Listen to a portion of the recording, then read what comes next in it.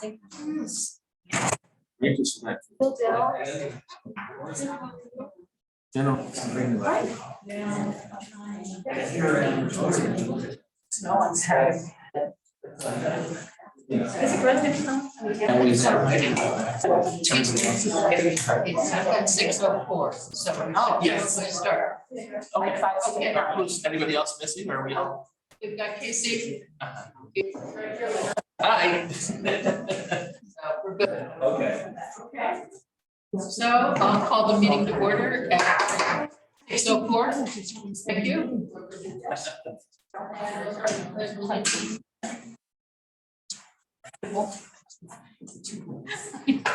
Pledge allegiance to the flag of the United States of America and to the republic for which it stands, one nation, under God, indivisible, with liberty and justice for all. Okay, can I have a motion to accept the agenda, please? Moved. Second. Any discussion, additions, corrections? Seeing none. All in favor of accepting the agenda? Aye. Any opposed? Unanimous.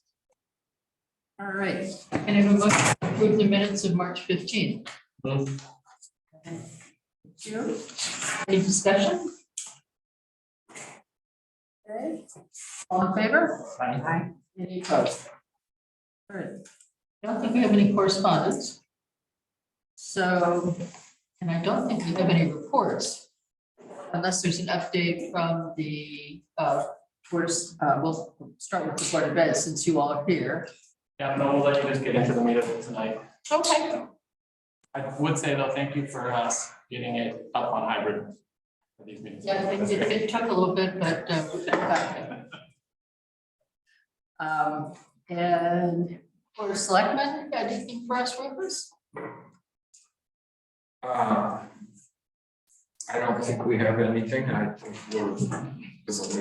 Yeah, that's the budget. So. Yeah, so one of the things that was explained to me was, but if you want to speak, you're gonna need to come up to the podium so the people at home can hear what you're saying.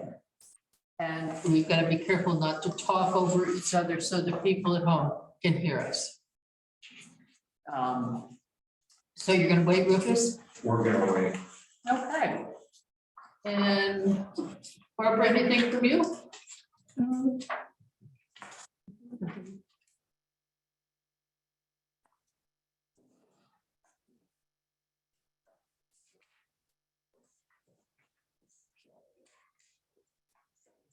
My usual report, it just gives you my activity. It's outlined every month. I'm not sure you have copies. Right. Outside of that.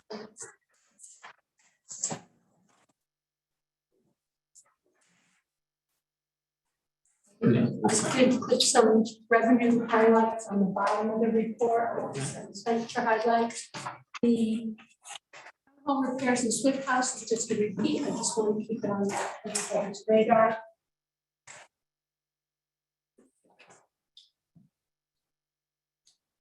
The back side of my report has the change for each department in the proposed budget that the selectmen will be presenting. I didn't issue that as part of the budget document, but it is an addendum to this. And then the second page of my report is just the building inspector information updated. And then the back side of that is the capital fund and the positions in the activity. I updated this on February 21. I emailed it to everybody, put it in the shared drive, figured. Thank you. Thank you. Keep it on again, just in case. That's all I have. Very helpful, Barbara. Thank you.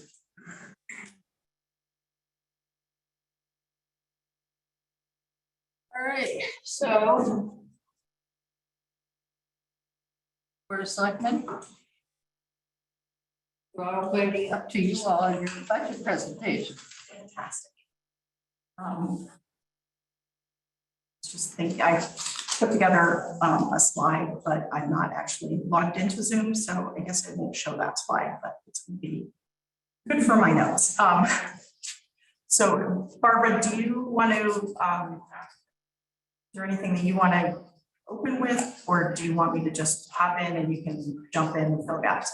If anybody in the audience would like a copy of the budget document, they're up here on the table. There's a full copies for everybody. This is the 7th iteration of the budget document. So we've been busy reading, making changes, discussing. I put in as much detail as I could possibly fit and still make it a readable document. Too much information sometimes just becomes too much information. All the information, Barbara. Happy to field any questions that I can answer from here. Will the people at home be able to hear her okay back here in the corner? You can't hear her? Have to speak up. Or come up. You're gonna have to bellow. I don't have anything more to say. So, I, in thinking about how I was gonna sort of deliver this to you all tonight, it came to the decision to talk about it in, sort of in that frame of drivers, what drove the numbers to be where they are. So what I want to talk about are minor drivers and major drivers. We do, let's do the minor drivers first. So the bucket for minor drivers is anything where there was a between $5,000 and $15,000 increase. There were a number of areas, 1, 2, 3, 6, I believe, areas that fell into this category. And this, so these two buckets are from that summary sheet. So that's how I came to those, the two buckets. And when you look at those minor drivers, the top 3, which were obviously on the closer to the 15,000 side, are the number 1 was the registrars of voters. And if you look there, the again, keeping to this summary page for now, their increase was $12,314.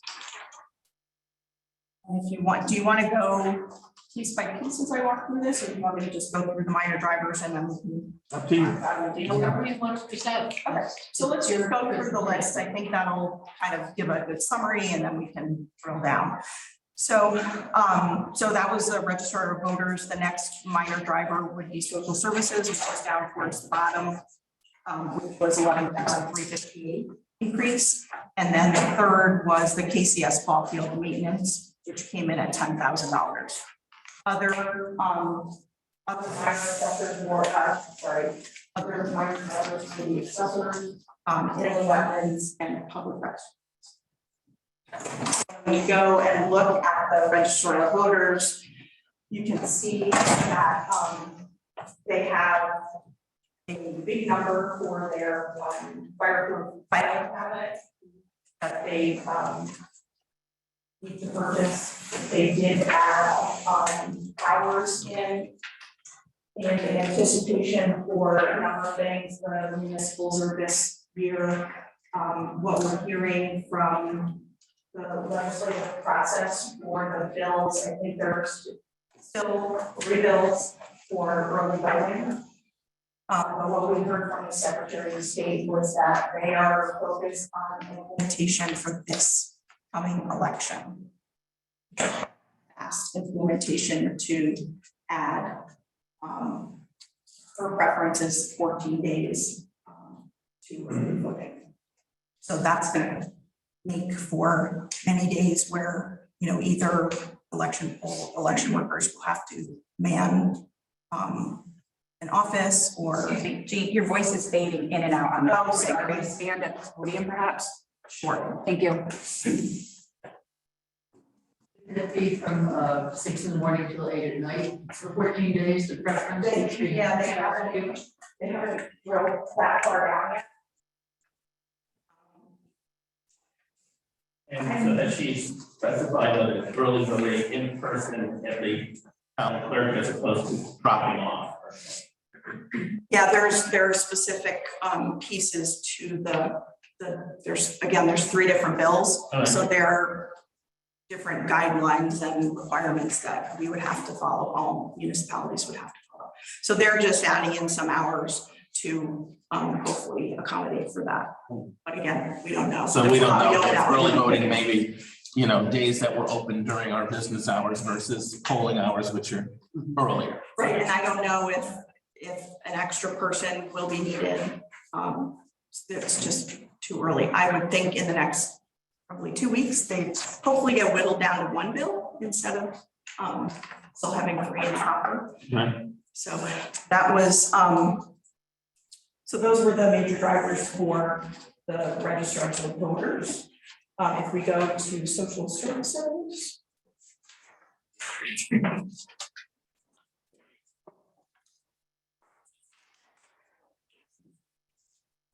Is page almost the end, read from the end, line, line 303. So we have to fund the pension for the new director this year, so that's a driver. They are, most of what's driving this is senior center programming, so they are investing much more into their senior center programming. And if you want more detailed, there's narrative justifications in the budget folder that talks about the, you know, a lot of the detail of all of these. And, you know, across the board, we're seeing obviously the electric increases from Eversource Is EverSource the supplier? for everybody. Yeah, that's the only electricity supplier that we have. So we're sort of the victim of their 100% increase in their. What about the COG? Any talk of a consortium purchase of electric supply or anything? Nothing yet, nothing that we've been discussing. And it's, Some of the neighboring towns?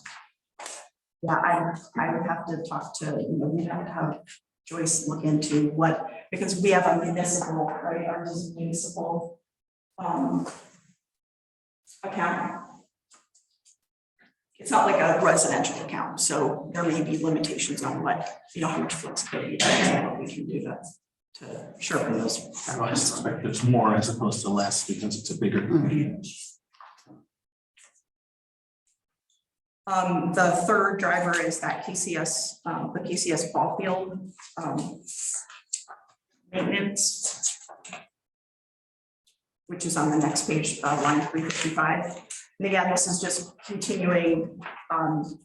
This is another investment into bringing the ball fields back to where they really should be. There was many years where there was little money put into that to really maintain them and keep them in proper order. So a lot of it was done this year, going to be all of next year. And why is that line not in park and Rex? Why is it its own line? Is there any reason? Because it started off being paid for by the majority of the center school. And a couple of years ago, that switched over to the 100% of it being paid by the town. Okay. So it's always has. But it is a department, it's under the same group.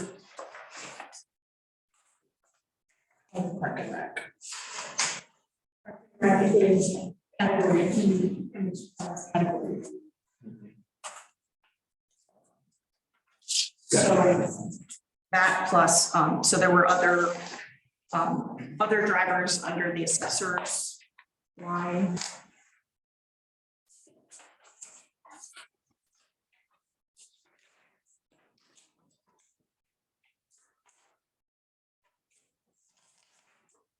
Was, that's mostly due to this postage, and they're adding another feature for the tax mapping. So there were, you know, a couple of different smaller pockets of that stuff, and there's one thing. And then the restrooms are, they get cleaned twice a day, so you get clean twice a day. What number is that, Virginia? Double those hours. Let's work together. 322. And it's hopping all over the place here. So up from 20 to 25. And there's some repairs that you're going to do.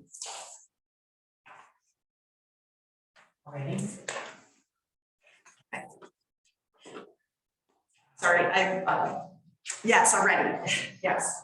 Well, we had vandalism there last summer, I think. But there was, so we moved to, major drivers, which I put into a bucket of $15,000 or more, which is taking off from that minor drivers bucket. There are a number, the top one is actually associations. And that, in at, a little over $58,000 in addition. That is.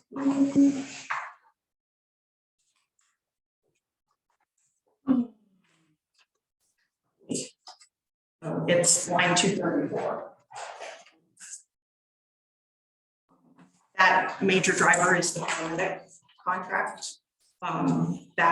So as I think I've been sharing this with you for the last 20-something years, that contract has been cooperative agreement over 7 towns. And New Milford has always been the town that has been the largest part of that contract. This year, New Milford has stepped out of the cooperative agreement. So they'll be finishing out the Medic 4 agreement, which expires on June 30th.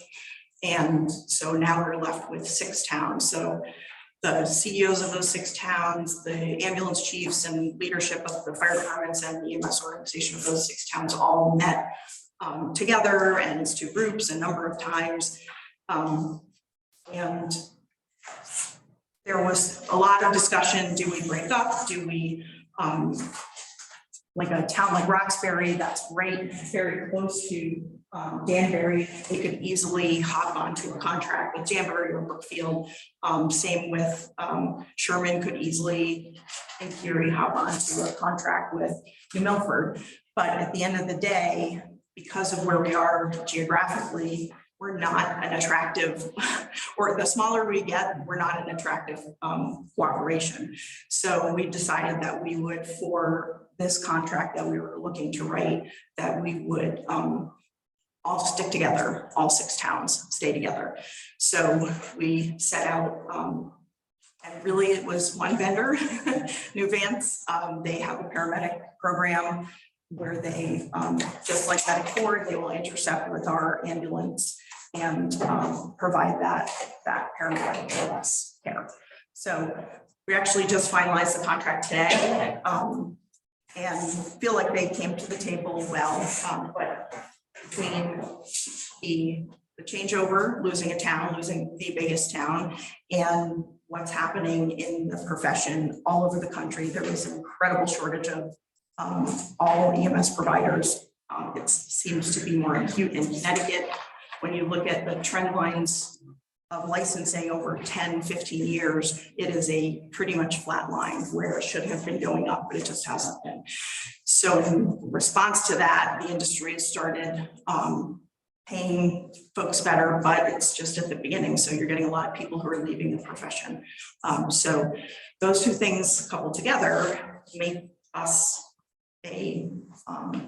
it's difficult for us to go out and really negotiate for that service because we're far away from everybody. It's 6 towns, which is huge geography. That takes a long time. I mean, think about driving from the center of Kent to the center of Roxbury, and that's what our medic covers right now, and Bridgewater and Sherman. So it's a lot of rural geography that they're covering.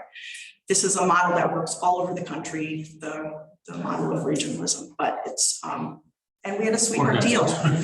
Yeah. We had a sweetheart deal for a long time. So question for you.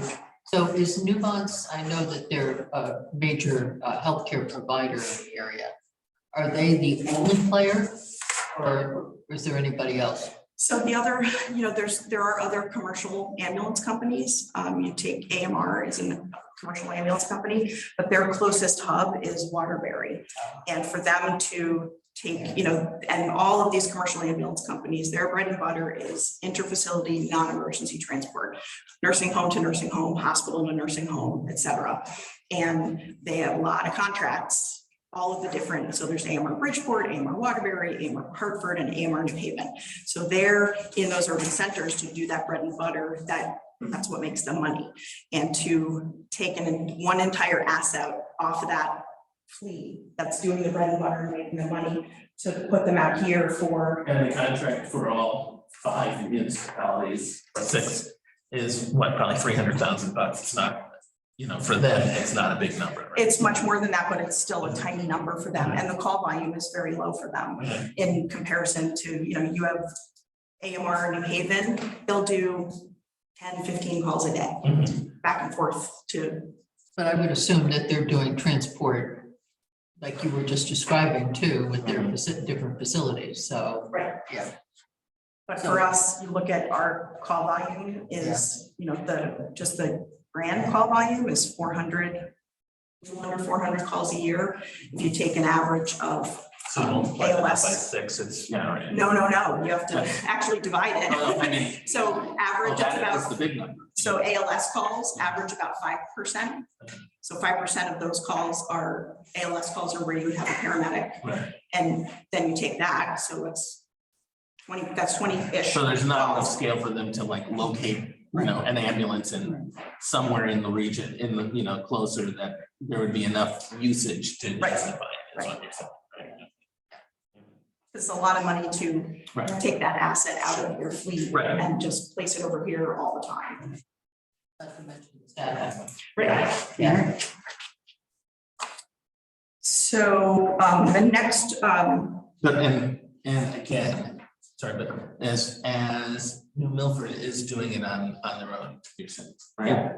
And their fleet, to the extent that it's a fleet, is closer than Waterbury would be for us. But Yes. we have not been able to, and especially I guess the upper end of this joint region probably isn't any closer to New Milford than Waterbury. it's, so for New Milford, it wasn't really about that, and we negotiated hard with them because for the 6 towns, Right. the obvious solution was to have New Milford ambulance provide Right. regional, we pay New Milford ambulance to provide that regional asset. Right. And they just could not, they weren't ready.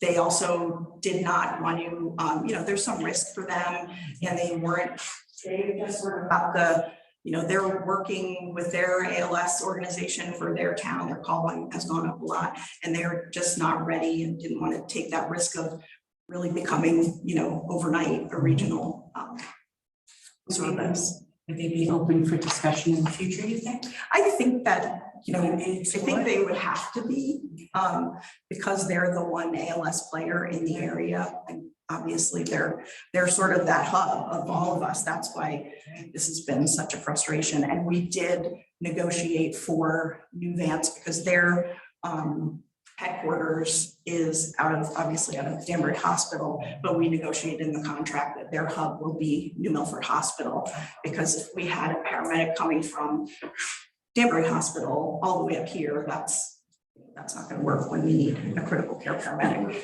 So we were able to, and they did agree to that, and they've applied to the state for that license. So knowing that they've done that, we know that that's a good faith negotiation. So yeah, we are always open to having that conversation again. And maybe in a year, they will have that much, they'll be sort of running along, and they would consider that as an option. Next was grants, which is just above there.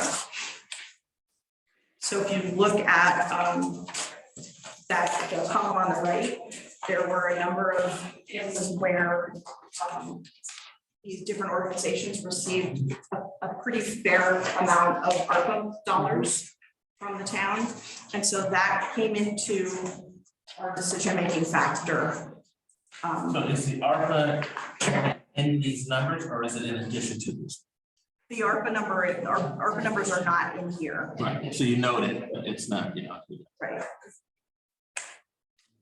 So for instance, I'm trying to think what the fire department requested. Oh, they requested 126,500.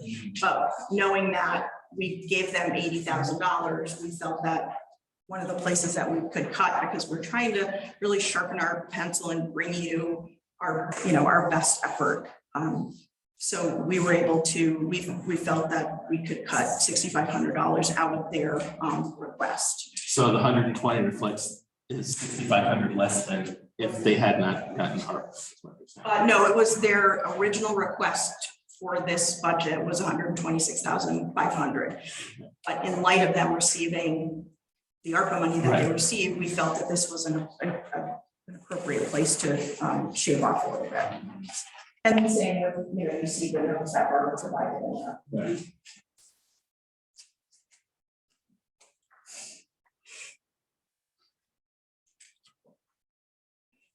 Casey, do you have any questions? You're muted. Yeah. I guess I didn't realize there was a cemetery association that got money from the town. Yes. And that's for upkeep of a cemetery or for Correct, funeral? largely that's for the mowing and the upkeep of the property. So this is Phil.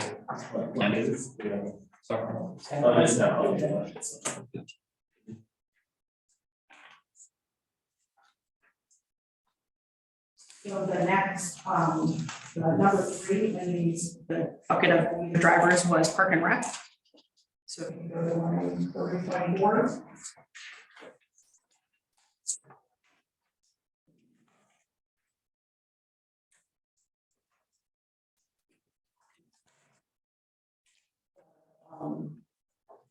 Big numbers, so they're asking for an additional employee. So that would be, I think they call it program director, and that person would eliminate the need for an after school program director and the camp director would combine those two. On the other hand, it is a full-time position and therefore you've got a benefits package, which, so it's in total more than what the 2 part-time positions would be. And just in looking, because that seemed to be to me, the whole thing that jumped off the page to me, that we made this decision. Basically, is there a great benefit to doing that? I guess is my question. Right, so one of the benefits that we saw, which I think is one of the primary benefits, is so for the after school program, that's a limited time of year. And then the camp director is another limited time of year. So those are sort of seasonal employees, if you will. So this would eliminate that sort of hiring this part-time employee and then they leave at the end of camp season. We don't know if they'll come back for the next camp season. And the same thing with after school program. And I don't know if you recall a couple of years ago, and it was right at the onset of COVID. We started having problems hiring and retaining after school program workers, and then we found ourselves in need of a director, and that was a long, hard, arduous process, and the sort of the consequences of that, we came this close over a weekend to having to close the after school program. And you're talking about, between 8 and 15 families who would now have to scramble to find after school care for their children. And because we couldn't get a director, we keep a director. So this would, we feel this would enable the town to hire someone, attract somebody, right? So attracting a full-time employee is often easier than attracting multiple part-time employees. And that person could really take over the programmatic piece and let the director get back to the big projects like figuring out the future of Emory Park, figuring out, looking for grants, applying for grants, getting grants, managing grants. So that those higher level projects. But Rather you are than, putting basically, in making that decision, you put a value on what, you know, whether it's for the after-school program or whatever, that benefits package is basically the add-on. You're saying that it's worth spending more in order to get. Yes. Okay. and things like, you know,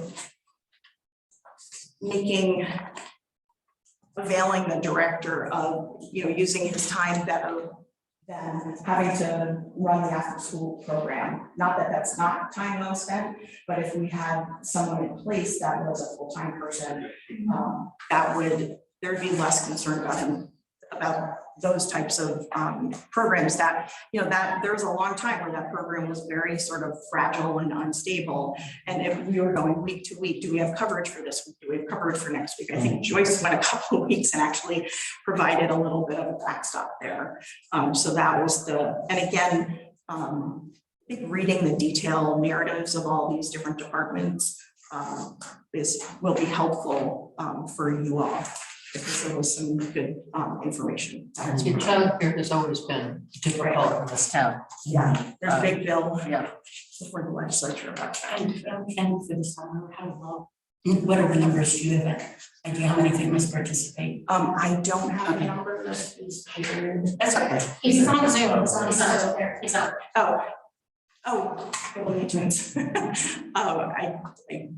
Jared, if you can hear us, they're asking what the numbers were for Camp 10. I know that registration has also opened. Yeah. So don't know if you can maybe. Sorry, I have had trouble hearing everything that was being said. So can you just repeat the question? Yeah, Fran was wondering what the numbers look like at Camp Kent. For the upcoming year or for last year? I think last year would be a good number, but whatever you have for registration this year, if you know that. Okay, yeah, so last year, we maxed out for each week of the program. So we had 25 or 26 kids every week. This year, we have already filled up a number of weeks, so we'll definitely fill all those spots again. And then we'll be working with Club Getaway to see if it's possible to add some more spots, something we had discussed preliminarily. And now that we've basically filled everything, we're going to revisit that again. So hopefully we'll be able to add even more children.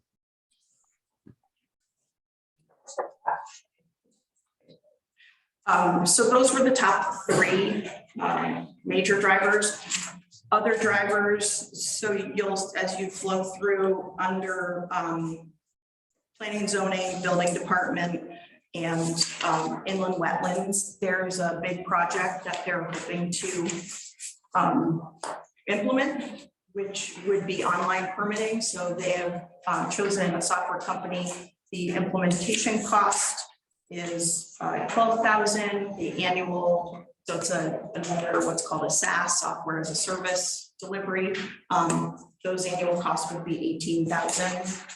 So that $12,000 would be a one-time cost for this coming fiscal And then year. what- 18 a year after that. 18,000. What is it without this? What have we been spending? Yeah. A lot of Donna's time Sorry. entering into giant old-fashioned ledgers when they could be doing a lot more, high-level work. So this would create a software tool for them, for the building inspector to flow through where they can accept, be able to take online applications, certain ones, and flow them through. And these are, these tools are used in a lot of other towns. I believe Salisbury, yes, it's opened up. Yes.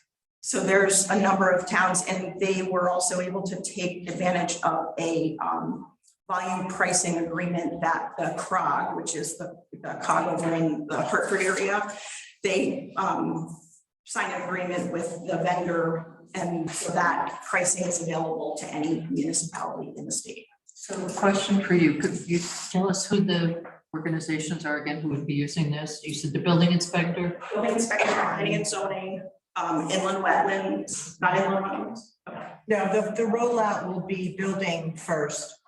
And then we'll add the different chapters after that. Planning, zoning, and then possibly inland wetlands.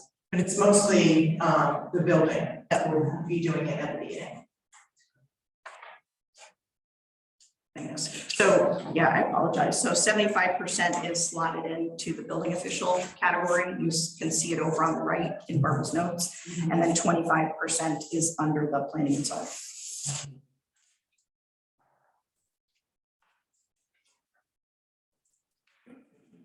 What's the program called? The vendors open gov.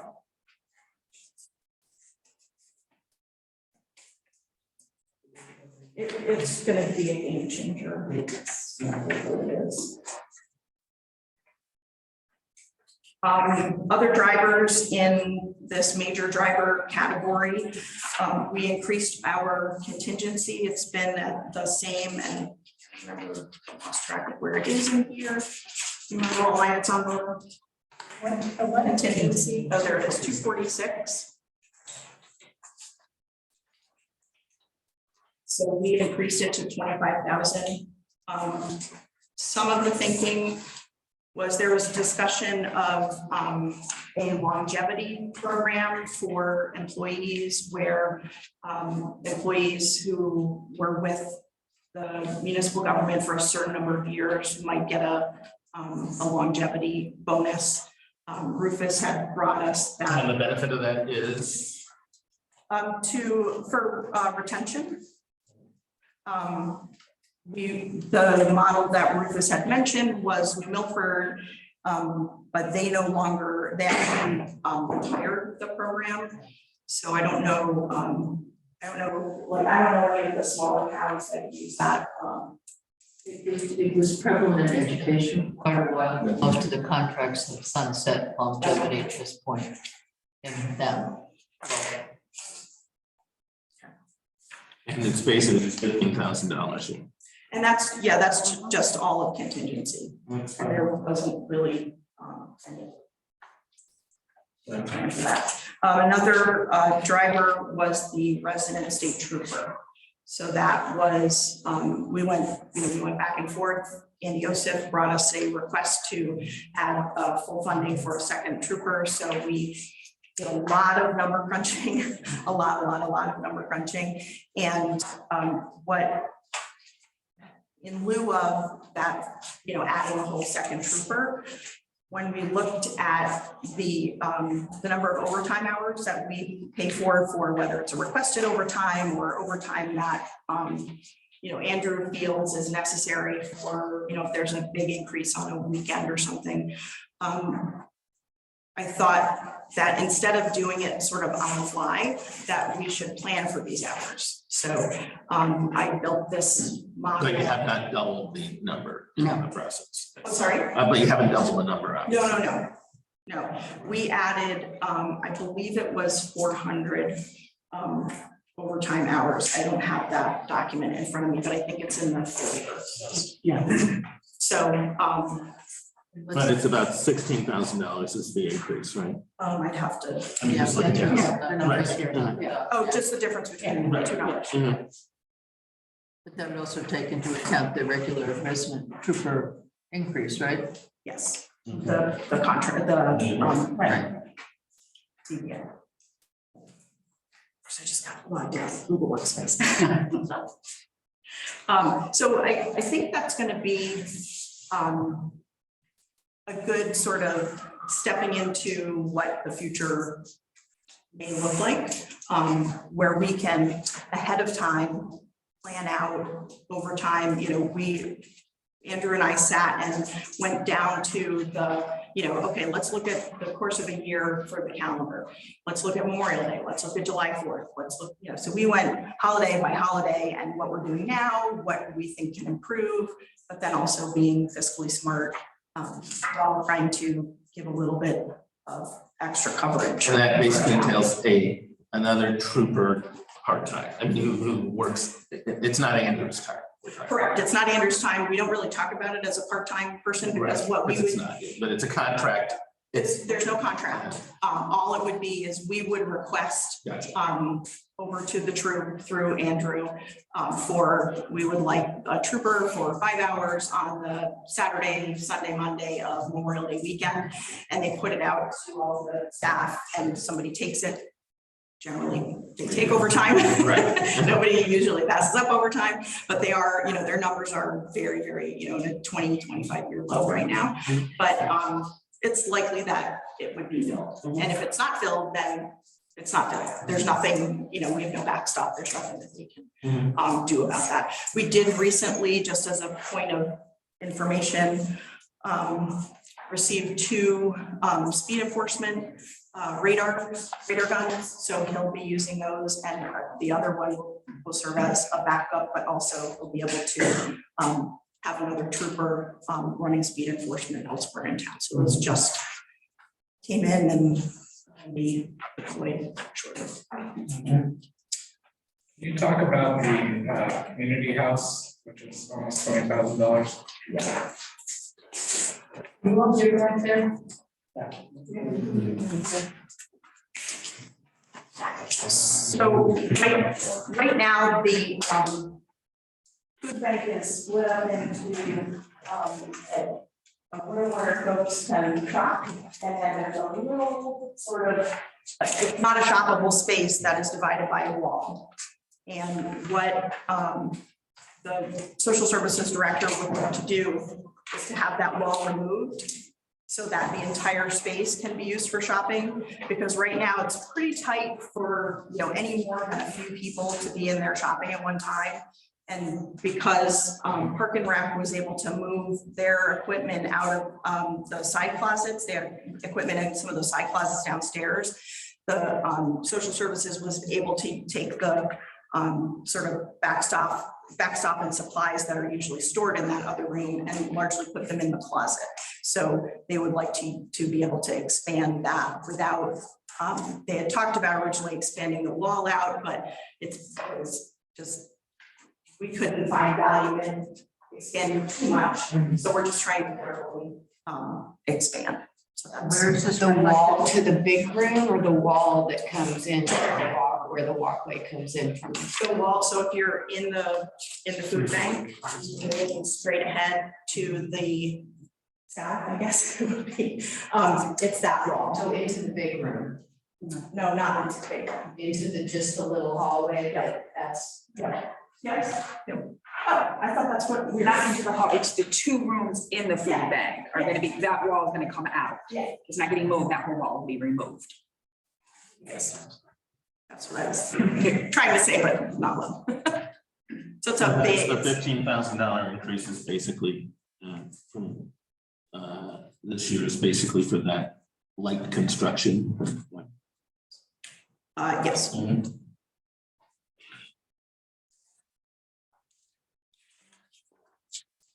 Another driver was in highway. Can I? So the physical setup of the building has become a deterrent to people being able to come in and get food, or it's just that it limits how many people can be in the space? It limits how many people can be in the space. It's not a deterrent. She would like to be able to have a better flow and more people. She'd like to be able to use that space for all shopping. And right now with that, it's truly like maybe 4 feet deep and much longer than it is deep. It's almost like a little hallway that's separated by a big wall. It would really open the space up and allow for better flow through there. Okay. So just looking at the highway, which is 270.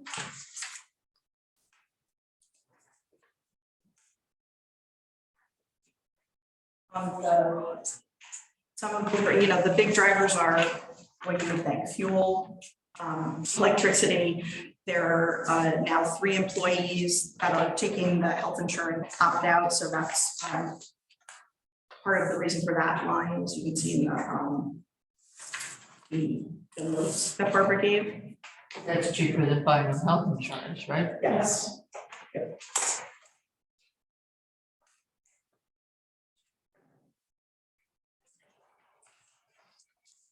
So those are the, sort of the highlights.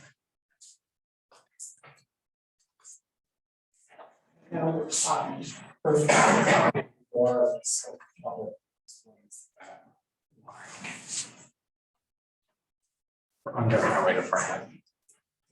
It's not a huge increase. Right. Barbara, do you know what ends up going on that line? I don't think I didn't see that. Oh. Rick, are you on the call? Oh, there you are. Yeah. I can't, Line- the sound breaking up and my video froze, so I'm not sure what I'm communicating with you or not. Sure, it was line 284. It's called Public Works. That's what we use for engineers, and I've been having to do more planning ahead of time, so we raised it up a little bit.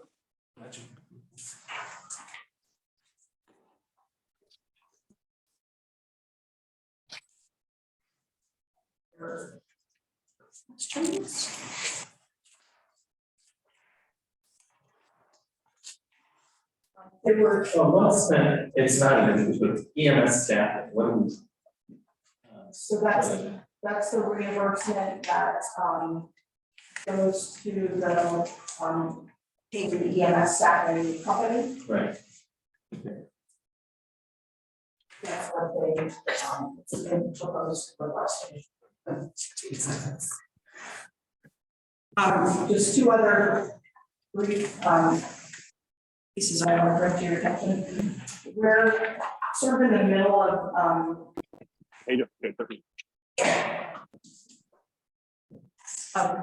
of implementing a number of cybersecurity measures for the town hall.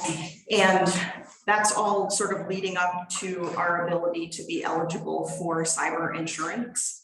Last year, because it was a very big, almost like a bubble kind of atmosphere last year,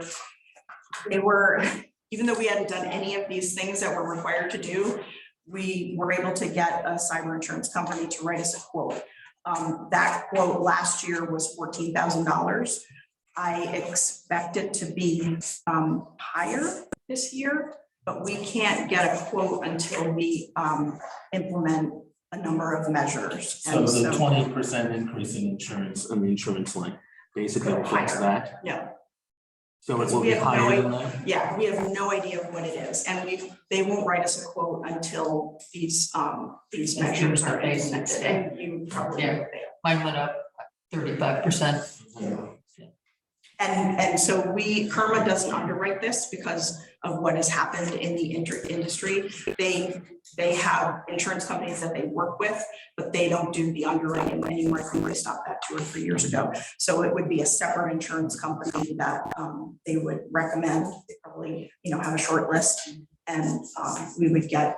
It's a very long application process. I think last year was like 54 pages of stuff that we had to say that we were doing, and we knew that we weren't going to be eligible, but because this company said that we would give you a quote, we went through that process and they gave us a quote. Cover. We don't have cyber insurance for We anyone. don't have anybody. And I can't stress enough, Yeah, just gotta- every time we. Tonight, yeah. Somebody's. I didn't ask, yeah. Sorry. Yeah, I'm not through. Marty, Let's fix our toilet first, so. Let's fix our Marty, toilet first, and we'll be fine. You're- Marty, Walking you're around on, there, you need to so- mute yourself. Oh, yeah. Marty, mute yourself, please. So, but that, yeah, so anyway. No. Marty, That's fair. I'm waiting for it. Insulating. Think about cyber insurance right now. Hey, Marty. I got in when they were finishing up or starting to go on the Marty. nation of the road, and then Brute or yeah. All right, here we go. Couldn't get through and talk, so then, on the way. I guess on video. Yeah, did you hear that? I met him. Yeah, I tried it. Is there a way to type in the chat? No. Can we mute him from, the host should be able to mute him from. There should be able to. We're only 3 years into Zoom. It's Bonnie's Zoom, we're hosting the meeting.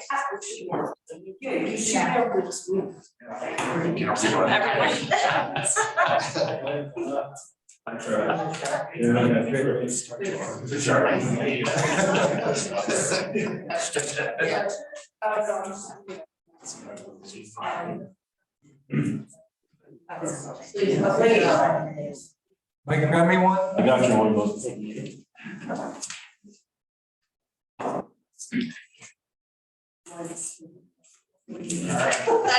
That didn't mute him. So cyber insurance was one, we've had, so we put out an RFP for a needs assessment study for the Swift House. And the number that came back, that was the recommended vendor was, goodness gracious. 13,000, thank you. And I reached out to the college for see if there's some grant money. We are definitely want to do it this fiscal year.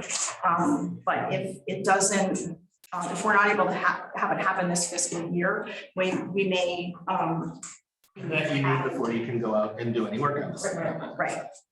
That's why we're targeting getting it in this fiscal year. But there is a small possibility that we don't get it until next fiscal year. But as we find out if that's going to happen this fiscal year or not, we will definitely let you know. We would need to add that. We need to add it? Yes. And how much are we talking about? 13,000. Sort of an example of why we pushed up the contingency line, so if we have 2 incidents which are under 20, but you know, which is what happened this year.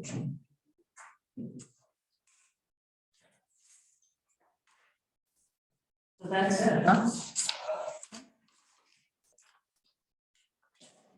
Those were, I didn't know how much detail, and we can go line by line if you want to go. Okay, that's fine.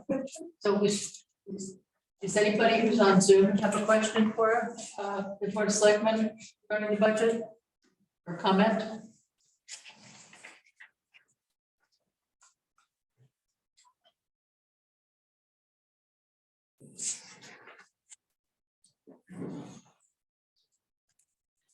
Anyone from the audience? We need to have you come up to the podium because of the sound. Yes. So just questions basically about how it's laid out. Steve Penner for the record. Line item 299, which is Town Aid Road. I've been told that this is money that we get from the state of Connecticut to help pay for our road maintenance. There doesn't seem to be any breakdown of how it gets used. I mean, above this, we see exactly how much is used for salt and stone and oil, and sweeping and drainage. And we have a $300,000 line item that's just gets used somehow. So kind of a question or an observation about the budget that I'd like to see flushed out. And then I just have a question why the Swift House is under the purview of recreation. It doesn't seem like there's lots of recreating going on at the Swift House. I work across the street and I don't see anything going on at the Swift House. But also maybe the community house is not in the proper place for the budget. And that's it for me. Thank you. I would defer, is Rick still? Yes. Rick, can you just answer Steve's question about the Town Aid Road, give a little bit of background on that. Used for various things, for hiring contractors, for paving, for doing drainage work. We can buy materials with it. We cannot use it for any like capital projects or capital purchases.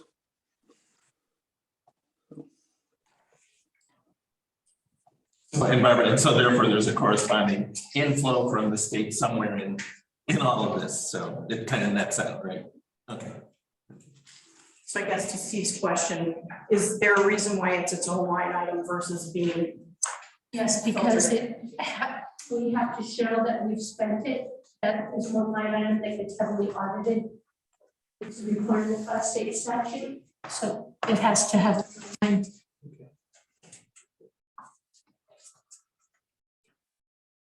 Any other questions or comments? Yes.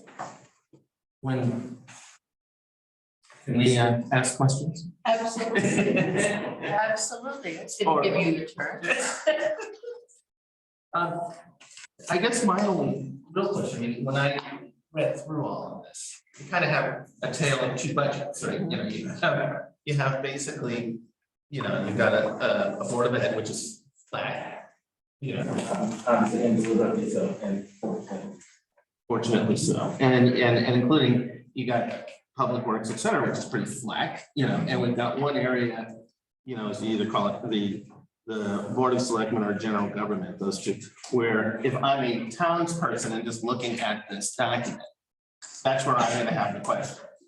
Which is either we've got this general government category, you know, where we have a 14.48% increase, right? And from 1.6 million to 1.84 million, or Board of Selectmen, you know, increase of 8%. I think those are the two areas, I guess, in terms of my reaction to it, and therefore I'm certain that the townspeople's reaction is, gee, I know you got an offset over here, but why is that number? What are you doing with that? Are you comfortable with the scale of the increase? And you know, in this environment, is there, and you think you've done everything you can to keep that number or one of those, both of those numbers in check? We spent a long time. Sure, but I was thinking that's the question we're gonna get out of town meetings, and that's exactly where the questions are gonna come. Thanks. So I think that, you know, when you're, again, and part of the reason why I did this, you know, major line of drivers was to sort of highlight where the money is being spent. And if we did that, so we're spending a little bit of money on innovation, we're spending money on our parks and our recreation, which speaks to, you know, innovation speaks to public convenience. The Parks and Rec piece speaks to the quality of life for people in town. Grants, you know, that's a specific, you know, sort of a little bit of out on its own. But when you look at the registered voters, obviously that's something that they are required to do. When you look at social services, that is increasing or improving the quality of life and offering programs and a place for the largest demographic in our residential population. Ball fields, another quality of life piece. So I think, and I feel good about the increases that we made, and we kept sharpening our pencil, sharpening our pencil, sharpening our pencil. So I still think, you know, because it is $250,000. And in our budget, that's still a big number at a time, when frankly, there's still, you know, it's the, you know, it's in the way that you looked at, you didn't add a second trooper, you found a way to do something more creative that also makes it digestible for us as a town. $250,000, it still seems to me, you know, without wanting to get out my advisor and tell you exactly where, I just, you know, my own view is that that's where we're gonna have, you're gonna find some pressure ultimately, and frankly, you're probably gonna find some pressure from this board. Sure. You know, perhaps about that. I think that's the one area in particular. I think when I look at the budget, it's the tale of two budgets. we've got lots of parts of the budget where they're holding flat. Now, maybe at some point we need to take a look at just the absolute numbers, because maybe some things are high, even if they're flat, but in terms of where, you know, where the increase is coming from. In a year in which between, in inflation, economic pressures, et cetera, should we take another look at that and see if there's anything more we can do on that front? I offered it up at this point, at this level, at this point in the budget process to say, I don't think that that's gonna hold. Yeah, I mean, when we were having our conversations, it's there was a lot of talk about balance. So do you, trying to balance out this, obviously the board wanted to be fiscally responsible, but we also have to look towards, we want to lean forward for the town. And I think this was a balanced effort to do that, to be very mindful, but also, look at the innovations like the permitting software, look at that, creative solution, alternate solution to the resident state trooper. So we feel we were striking that balance as best as we could. And I still think maybe it's, you kind of have in mind over a number of years, and it just seems to me that this is a year that things are gonna be tough, and whether or not we attack all that at once is something up for, obviously, we're just giving you guys advice, and it's up to you what you want to do. So something like the software that you were talking about for the building inspector. Now, will that help with the amount of time that we have to pay people in the building inspector and planning and zoning and in the wetlands? I mean, is there a cost benefit savings there that you perceive? I don't know. I don't think any sort of cost benefit analysis was done, but I would think, and I don't need to be like looking right at you.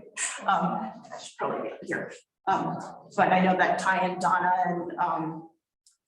and Joe spent a long time looking at, they started with, I think, 6 or 7 vendors, and then they whittled down to find the right solution. But a cost benefit analysis they didn't do. I would think that, with this streamlining and efficiency, it would free up time for Ty to, work on bigger projects maybe that are sitting in the hopper. But we didn't walk through that, any analysis of that. The other benefit, of this software is that it's going to create a data set that those departments can bring reports to the Board of Selectmen, the Board of Finance, and really start to look at how, what is who's permitting, how much are we spending on permitting? It's just a lot of more, I think they're going to be able to drill down and pull a lot of more information and have it available versus now it's, a ledger page where they can't really do any reporting. I mean, that seems to make sense, but you still can kind of list a bunch of these things. It's the same thing, frankly, with Park and Recs going to a full time, and then that's adding another 20 or 30,000 there, and before you know it, you got $250,000 there. And the question even on that front is, maybe that's something you do next year, and you have a plan where you're going to over time. Basic things. Yeah, that's the only thing I'm saying, because I know the residents of this town at this point, and I can tell you where the pushback's gonna come. And so I just think you need to have a list of things that, frankly, we're making some choices there, but we're also able to kind of decide that you're gonna put something off and not necessarily want to do it in this budget. Please, Jane, go I ahead. have a question for Barbara. Barbara, the budget as it stands right now in tech, what would the mill rate look like?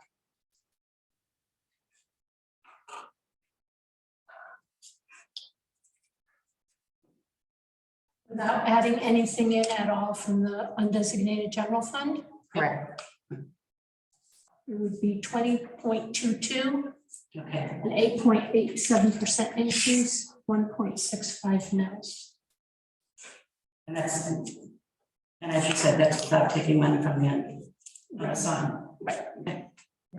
Now, Barbara, why don't you speak to what you've been thinking about with that undesignated fund balance?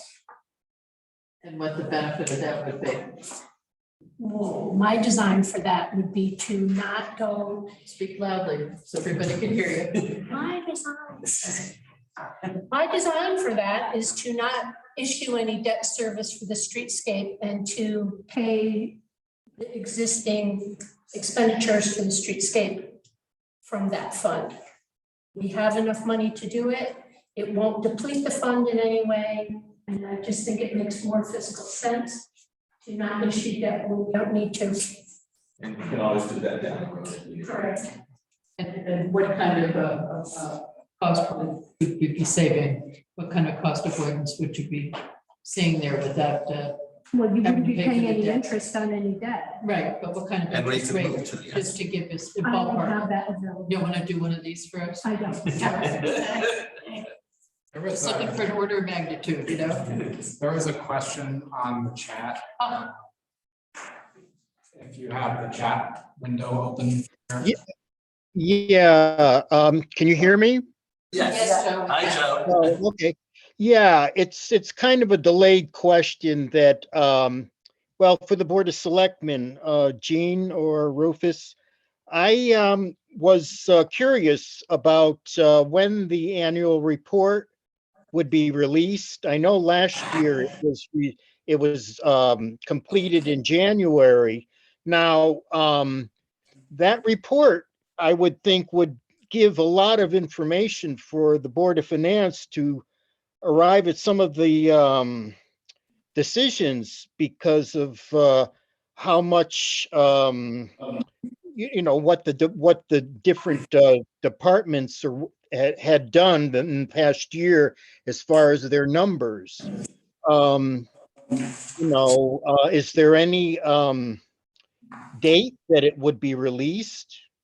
So I will answer that question. Our annual report actually is produced by the Board of Finance. And it was delayed because the audit was delayed because we lost our auditor. And we had to scramble and find another auditor at the 11th hour. And so those pieces are all falling into place and we expected that report. Do we have a target date at this point to publish?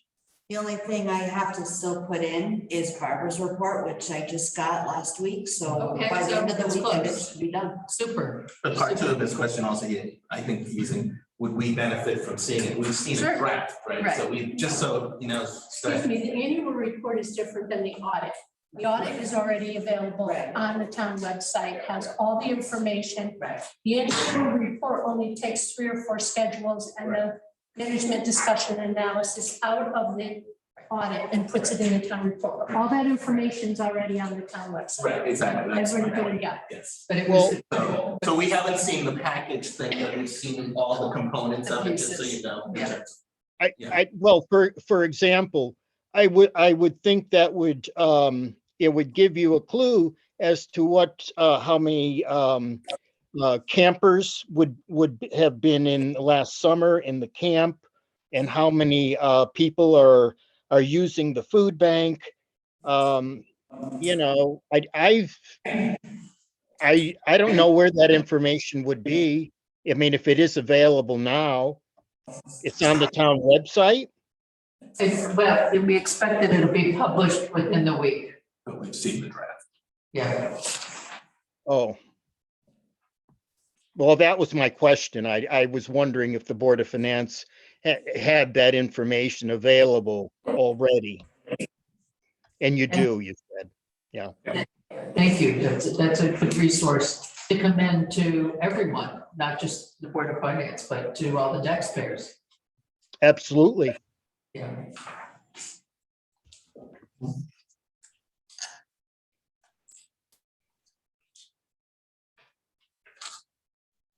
That was it for me. Okay. Anyone else have questions? Very quiet.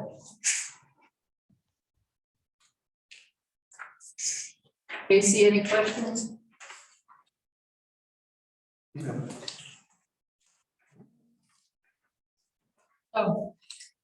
I'm good. Thanks. Thank you. So the question is, do we need to have more time? We've only had this for a few days. Before we talk about what to do. I mean, we've got some awful big numbers to look at here, and it's a lot to. This has been very helpful, and I have to say, Barbara, this thing you gave us today, because I was trying to do this myself, where she, gave us the schedule, just the big driver, so, because I do think, end of the day, we gotta, I just know this now. I didn't publish that with the original Right. document because it's important to look at the document as a Right. whole. Oh, no, and it was very Not helpful. to take a That's right. focus on what's up and what's down. Yes. Right off the bat. That's right. And the other thing is, and we do, frankly, need to, well, we got this half of the budget, which is basically stayed flat. We also have to be mindful of the fact it might be flat, but it's big, right? For us. So but I would say that, thank you, the document actually was extremely helpful.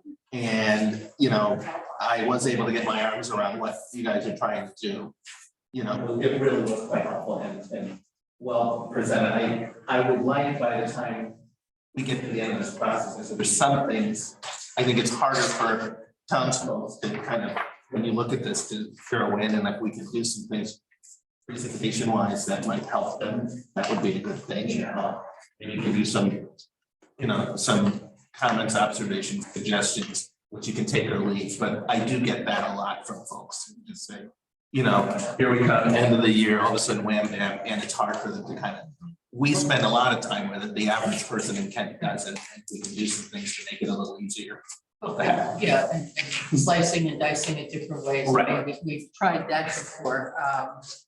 You put the salaries all together and the benefits all together. Right. To set it, the supplies, and setting it up that way.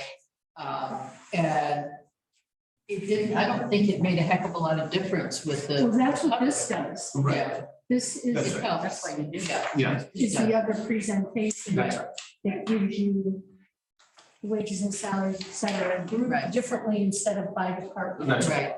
That's right, that's true. So, to be prepared to talk about that, as people have questions, because in many cases, these are things that people can relate to better than some of these nebulous items in the tone that makes up the budget. Jason, I'd like to make a comment about, when you talk about pushing things off. For example, the ball field, it was an increase this year, which we had a big discussion with last year, and we pushed it off. And now, you can't keep pushing it off. Otherwise, you're gonna get years like this. And so in hindsight, and I was against you guys keeping a flat mill rate last year. That was, and this is from 11 years on the Board of Finance. I think you made a mistake. I think you could have brought it up a little bit last year. You wouldn't be looking at such a big number this year. Okay, look at revenues. Look at what Park and Rec is bringing in for revenue. That will offset. There's a big jump there. So we got to look at all the things. When you talked to the Board of Ed last week, you talked about the number of kids that weren't in town, that were getting the $4,500 tuition.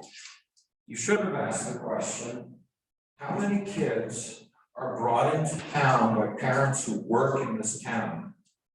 Because you can't separate that out. It's not just numbers. In my defense, I'm all for it, so.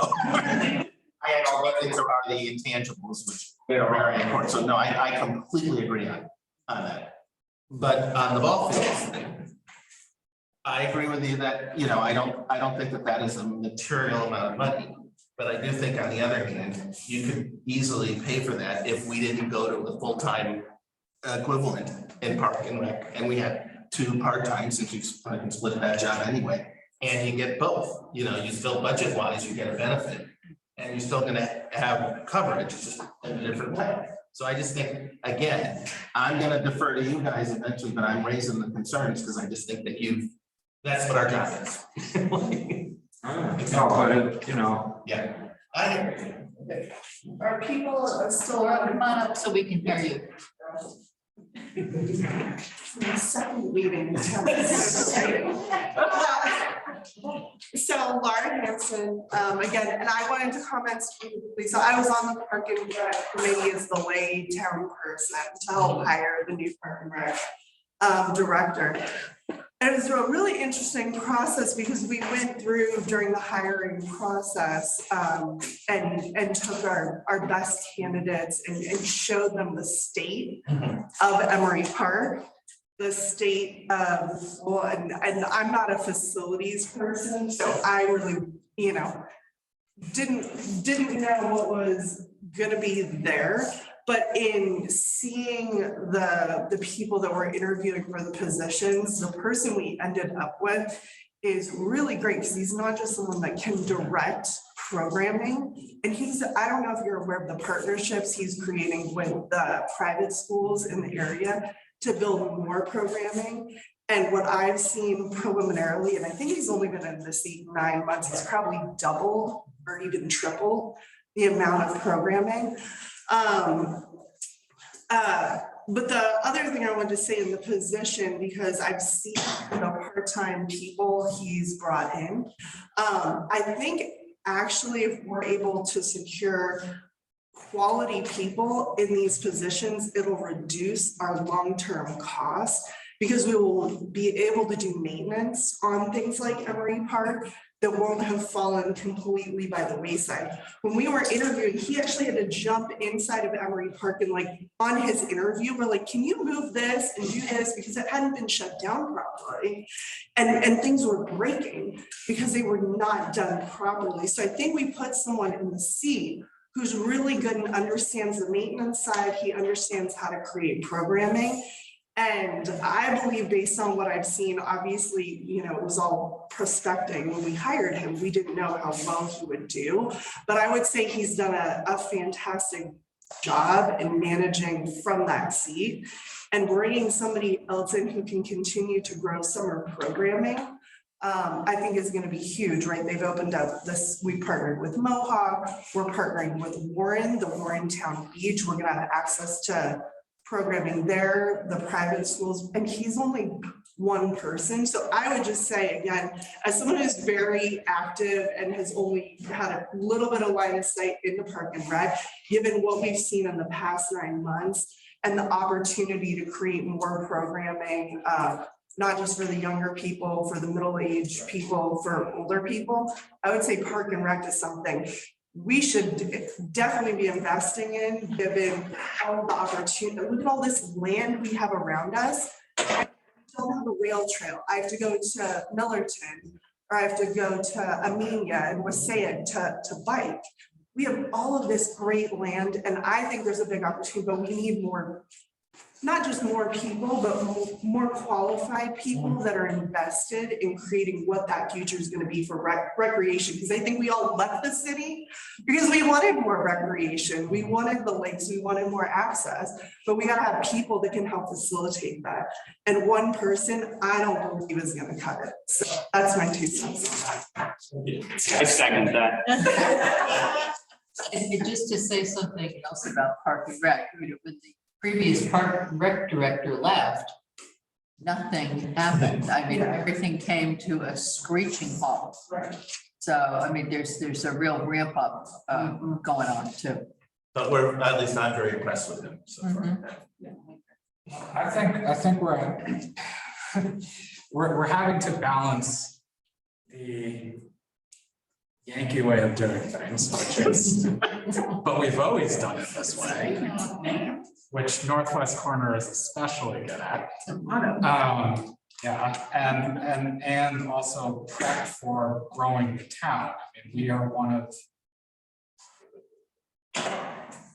There's a reason why people want to move to Kent and want to keep moving to Kent. There's reasons happens here, and you know, I think we need to be, yes, we have to be fiscally responsible, but there's also investment that needs to be done, even in hard years, to make sure like we're not going to spend $60,000 in 2 years on the field because it's so bad that all of a sudden we're gonna have to go crazy. And some of these increased costs is one-time costs. And we have to be cognizant of the fact that long-term EMS is gonna go up. We're gonna have to think about as we grow as a town, and as you know, we're a tourist town, we have a lot of income, that's gonna come with increased state trooper costs. You know, and there's gonna be an increased demand on our properties and our P and Z for affordable or, you know, moderate income housing, so that the families that want to move to town can actually afford to move to town. Because I wouldn't be sitting here right now if I had to move to town right now, because my house is now worth 3 times what I purchased it at, which is great for me and my equity, but not so great for young families who are trying to move into town and afford it. And we only have 1 or 2 apartments open that are as much or more than I spent in New York City for less. So I think like, you know, yes, we have to do this, but I think this is gonna be a hard budget, because the stuff that I see in here is, I cannot tell you how many times I've said, why can't we do this on the town website? And I have to take time out of my working day to come in to go see Donna to get a burn permit or a building permit or whatever, where I could just type it in, boom, boom, boom, even if I had to pay extra fees to do the convenience of online, like, it's worth it to me, because that's an hour I just saved. Right. So I think we have to, this is gonna be a very hard budget year, but I just wanna say that I think we do have to keep in mind that we have to be progressive about what we want this town to be and what we want this town to become. And sure, I think we can cut some things, probably, maybe.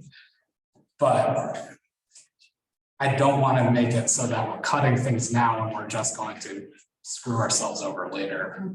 Right, and I think to sort of dovetail what you said, Jason, it's a tale of 2 budgets. I think it's also a tale of 2 responsibilities, so that obviously the fiscal responsibility, but we also have a responsibility to our community to lean forward and look to the future. So it's that, you know, that balance of those 2 very diametric things. And I'm frankly a rather spend-oriented liberal, okay, but I think the way that you fund it usually, I tend to look in the macro and I say, there are tough times, there are flush times. And during flush times is when we should frankly be funding a lot, so that when things are tight like they are now, we aren't. And so it's not that I don't want to do it, it's that I think I want to have a point of view over a number of years that takes into account the fact that we've had in the past year where we've had, you know, much better conditions in which we can afford to raise the mill rate during a period when things are more flush. And I just think that, I think we all feel this pressure right now to try to keep the mill rate as close to, you know, stable as possible. Not that that's the policy always, but it's when do you do it? You need to look at what's building up in the capital plan, because of the fact that for a couple of years we pushed back, and I think it's gonna really bite you. Well, the problem too is that if we look 1, 2, 3, 4, 5, Right. 6, 7, 8, 9 years, in essence, the mill rate, the low was 1703 and the high was 1861. Yeah. So, I mean, that is like crazy. So it's time. Maybe not quite as much, Right. but you know, yeah. We're gonna Well, have again, to we do something. do have a plan or whatever, how does it roll out over a number of years? Right. Like, Well, we do have a rebound coming up, there's going to be adjustments, you know, Yeah, I think having seen the iteration of the budget, that I just want to say that I recognize how much work this must have gone into from the board. Selectmen to, you know, having seen the 7 drafts as it pops up in the Google Doc. So, you know. Appreciate that. It's fun, it's a process, it really is. Yeah. I mean, I think one of the things about it that was interesting is that we really didn't have a bottom line number. We weren't building our budget. Except we really looked at each individual thing and what we believed we really were being fiscally conservative with, and yet what we felt needed to grow for the best of the town. And that's, I think, what we did. So I'm not dictating anything. I'm saying, what I'm saying is by the time you're ready to stand in front of the townsfolk, you can take your pencil to it and see what you might be able to do. Right. Because they're gonna ask for it. Yep. And it will not be an unreasonable ask. So somewhere, I think you got some smart things in here, you got some new things in here, I think, but nonetheless, you gotta be able to give something up for the townsfolk. So. All right, anything else on the budget, or should we move on with the agenda? Thank you. That was really, it works. So we jumped ahead on the annual report update. Anything else to add? Okay, great. And then the capital appropriation policy. Yes. All right, good. Good. Do you have a copy of the fund? No, here it is. It'd be easier for you to scribble notes on it. We talk it through.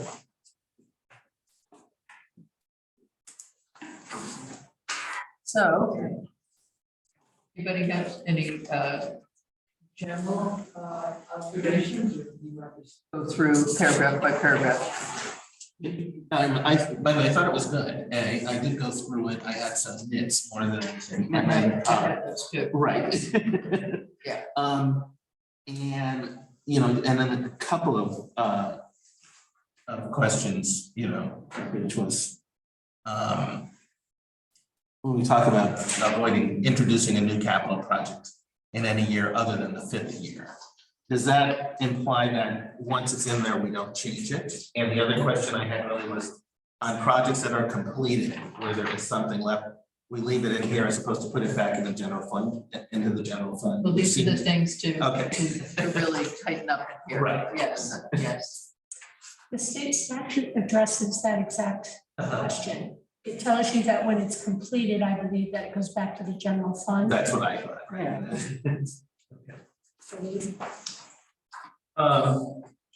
So, any changes to the first paragraph? No. Second one? No, that was something. Third one? Just changes. Oh, by the second paragraph, certainly typo. I think you did that. That's Yeah. value is. Yeah. Okay. And the format paragraph? Spreadsheet in Yes. Excel. Right. That's all. Okay. And then I love the way you Barbara abbreviated the boards, departments, municipal agencies, and commissions. BDMAC. So. I like commence Yes. instead of undertake. Okay. And then I question, or do we want to say complete? I thought that too. I was. Yes, what's reasonable, because sometimes things just languish. Right. But You there are mean other commence things. and complete? No, I would, Neither one or. word or the other, yeah. Because you can start it and then just go on forever. Yeah, and we don't want to see that. Pardon me? Complete, so it addresses that. Is that reasonable, though? I don't know, because I think it's hard to do that with 2 years, given the complexity of the current situation regarding capital. Yeah. Well, and you did say, and projects completed funding, that's what, because I had marked it and then crossed it off, because I think that deals with. Okay. So I would say change of undertake to commence is. Yeah. Good. How about the next paragraph? That's fine with your. Yeah, also. Okay, so so we can't use the unexpected project funds, they have to go back to the general funds. Right. So strike that. Not in every instance, though. I was just gonna try to look up the statute. Exactly when. Well, except for. We could say as pursuant to state statutes. But on the other hand, if it's a new project, we've got to take it to the town anyway, Right. so. But let us know what it is. Yeah. Yeah, But didn't I give you the statute? Yes. So I can look it up. I didn't bring it with me. Oh, it should be right in the document. Right. We should do that. You check that page. Yeah, I think, right, but I think the statute explains it.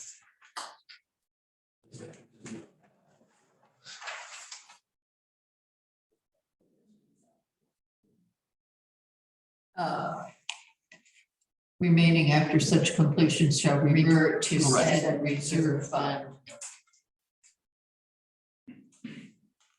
Expected. Such appropriation. Appropriation should be set up. Designated for the Information ready fund.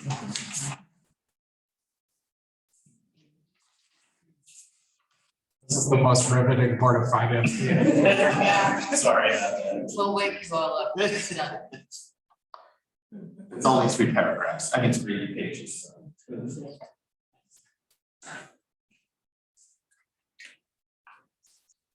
So what are they referring to? Said. I think. But it does, right, it goes back into the The reserve. reserve fund. That's right. Yeah. Yeah, and then if the municipality has no bonded debt with us, such fund should. Right, so it's a 2-step. Yeah. Jason Rubin's got.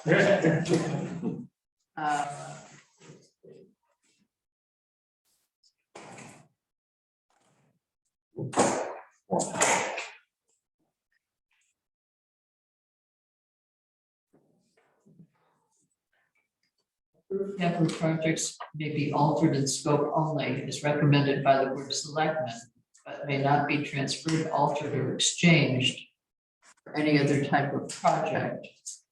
Mhm.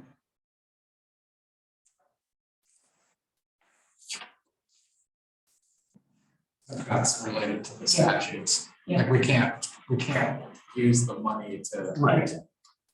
Buy a. Well, right, and Something that wasn't part of it it. goes back into the reserve, but we can't use the reserve without going back to the town anyway. So that's right. So therefore that explains. I mean, that would fit with the. Right. The question about using pool money. for Mhm. example. That's one that kept popping up. All right, and Taking out A, the next paragraph is good. Mhm.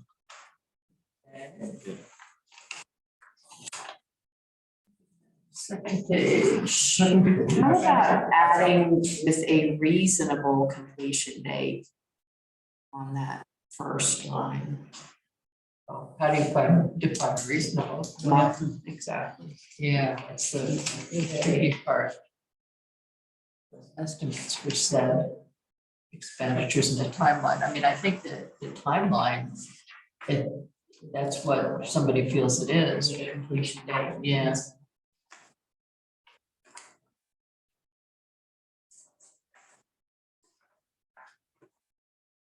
Did you want to add for the 5-year or 10-year timeframe? I was just wondering, you're just thinking about the supply chain nightmare that so many contractors have been going through. We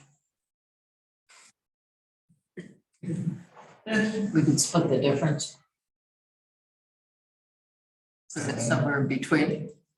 Well, I think is what you're trying to do is keep it in, you're saying capital, it's a 5-year, and the only thing you commit to is the 5-year capital budget. Yeah, I think keeping it the same. Yeah. Yeah. Okay. cross that out. Mhm. Now, as far as an annual basis, I think that it's good for us to have a better idea of the progress more than once a year. How about the end of every quarter? Fiscal. Or no, that's too often. Twice a year, That's reasonable. so at the end of the first quarter. So and the on a third quarter. biannual basis? Yeah. First and third quarter. I mean, it's just a progress update. Yeah. But just to be a mistake in the ground, where are we? Are we? Right. Because if we keep appropriating money and it's not being utilized, We don't want to spend. we don't want to do that. Yeah, I think at the end of the first quarter and the end of the third quarter. Okay. Anything in the next paragraph?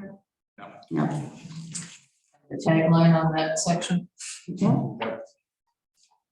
Okay, Board of Finance, Third line, even, you said, it says, if, how do we go? even though, Projects in the prior 4 years of the 5-year plan have been prudently, even though assumes it is, so I'm gonna say if. It's really even if. Yeah. If the projects. Even if the projects, because you're trying to get to the same. Okay, and it Even- would have, and then it's, under- So would price- have been prudent. Yes, take out the. okay. Yep. And obviously Maya's may.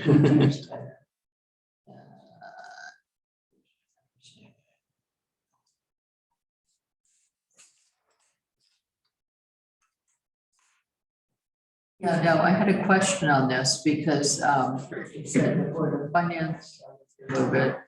And then on the third page, I think it said that the treasurer would do it. Do what?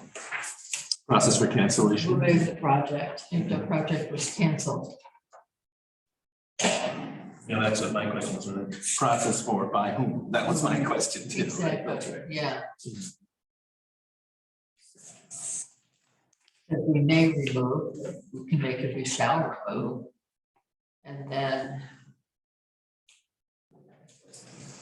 I don't see that on there. On the next page, third paragraph.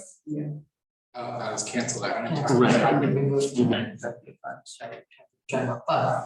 Right. But that's, the treasurer does it, so I guess then, Well, I guess, well, who We cancels go the ahead. project though? We cancel the project, right? And the finance board, right? well, the board of selectmen would cancel. the Well, right, project. that's right. And then, and so, yeah, we can remove it from the town plan. Yeah, that's fine.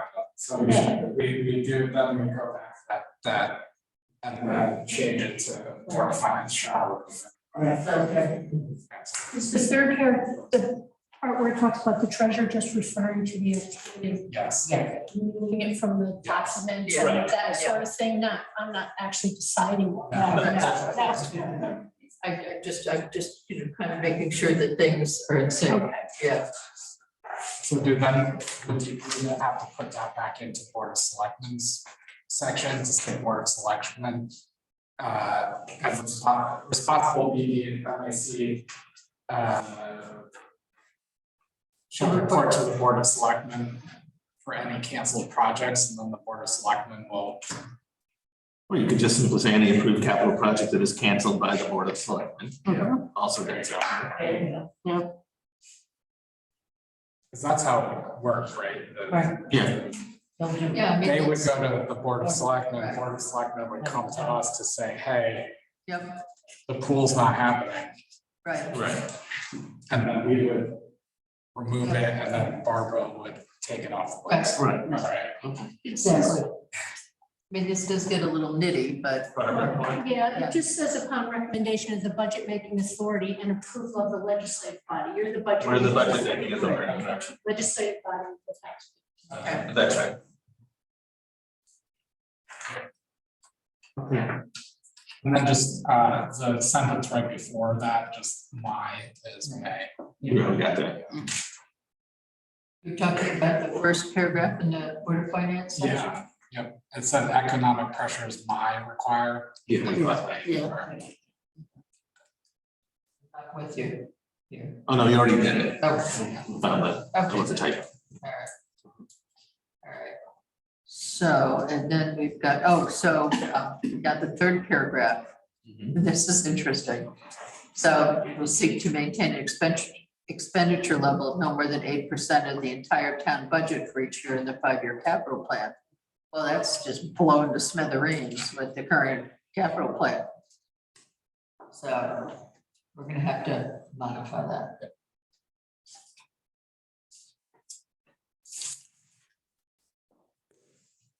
I mean, the capital plan everything has to be approved by the taxpayer, so it's not.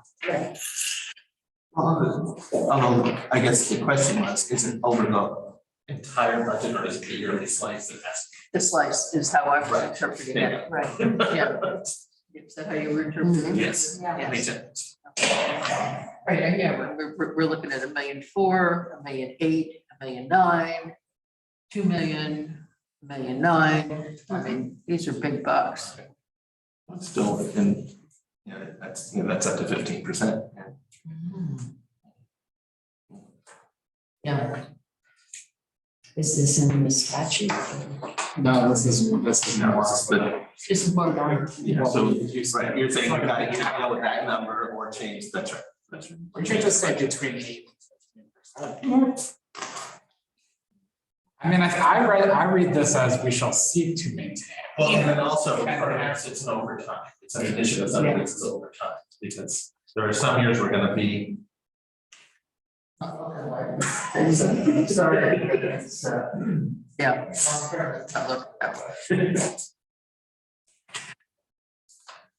Yeah. I mean, it sort of goes into the next paragraph. I'm reading these two paragraphs as the same sort of thing. It's the consideration, and we're balancing the need versus the fiscal responsibility. And we can just say that at certain points, there may be expenditures above 8%. No, it's not, we're not like. But you're really saying we're there's not gonna be very few when it's below the 8%, is really. Right. Right. I think, yeah, so let's just, I want to flag that, that's the one thing policy wise, it's really expensive. Policy issues, so. Yeah, shall seek to maintain. That's right. An expenditure level. I think 8% is. Yeah, it's low. Yeah. Okay. So do you want to put in 15%? I think we I think it's accurate. Yeah, Right. we need more. Yeah, well, it's gonna, yeah, it's better. But for now, I think that. Can we take out the no more than? We can do whatever we want. This is. Our guidelines, right? Yeah, the guidelines for us. It's not a cookbook. I follow the recipe to the letter. I think no more than 50. Yeah. Great. There's gonna be some more, something for it says, and then there's also the chance that the infrastructure. Shall seek the issue. And there's always, let's call it a target or something. Right. Our group shall seek to maintain expenditure level. In the range of. Yes. In the 15% range. Yeah.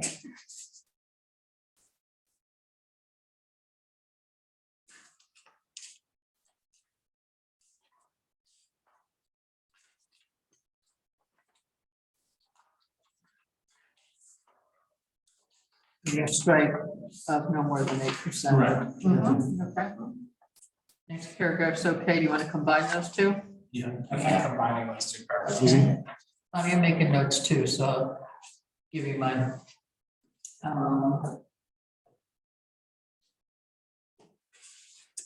have a question about this last paragraph with Yeah. the POCD. Are we replacing town plan with POCD? No. Or in But addition. we send our capital plan to planning and zoning to make sure that there are no projects in the town capital plan that are in conflict with the POCD. So, and I thought we should spell out plan conservation.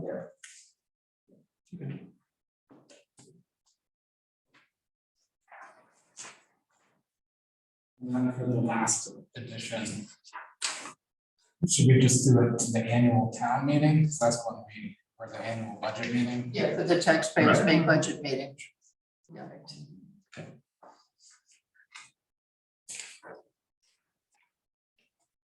And then the taxpayers, I don't know.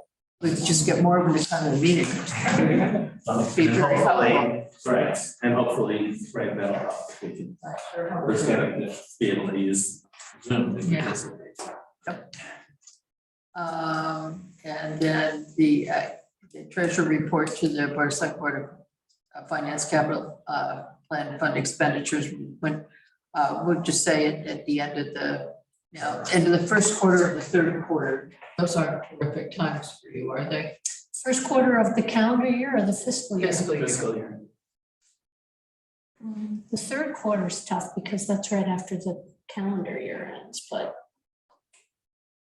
whatever you decide is Okay, all right. We're trying to avoid year end. I do it again. But that's true. But by then the horse is out of the farm, so, yeah. All right. Do it so that it coincides with your budget process for planning purposes, because that's where the question came up this year. You wanted to know what the balances were, so. Do it at calendar year end. Yeah. So you have it for January and then you want it again. And once we're done with the budgeting, yeah, so. Well, halfway through, I don't know, yeah. Okay, that's not bad, because then it quiets down at the end of June, right? All right, so we'll do it second quarter and fourth quarter. So we should redo the earlier paragraph. The other one, yeah. Looking for it. Here, it's top of page 2.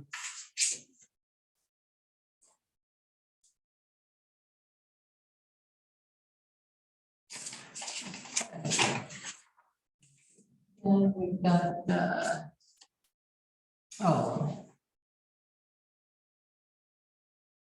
so the time it says, I'm gonna jump down to the section that says time, because the first section in time says the Board of Selectmen Board of Finance shall review the activity and status of all capital projects on a schedule not less than quarterly. But we're not getting information except semi-annually, so I don't think we want that conflicting. I think I'm fine with changing that one down to second and fourth quarter too. Or as requested. Maybe to say and fourth quarter. Yeah. That way, if there's something that is particularly a hot button capital plan, I'm sure we're gonna be talking about it anyway. Well, right.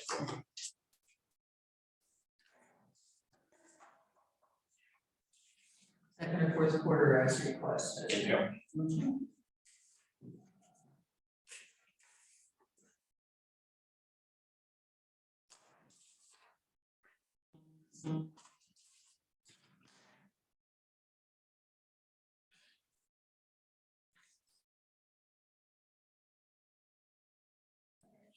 And then, so going back up to the process for the treasurer.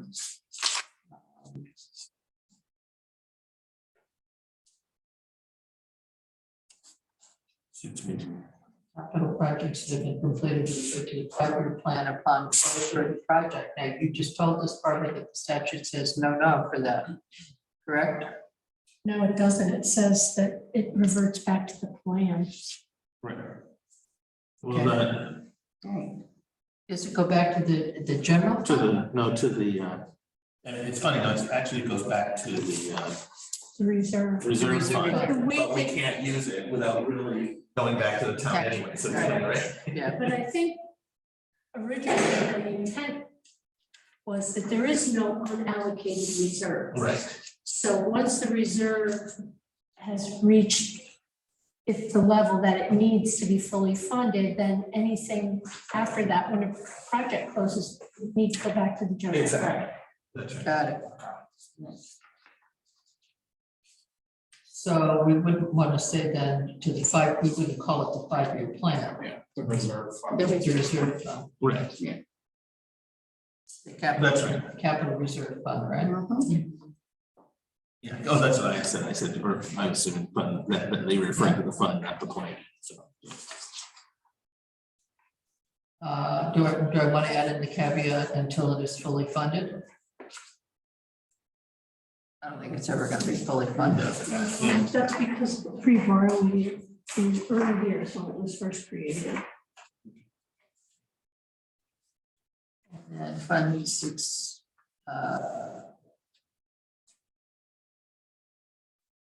Should require approval of taxpayers if you can.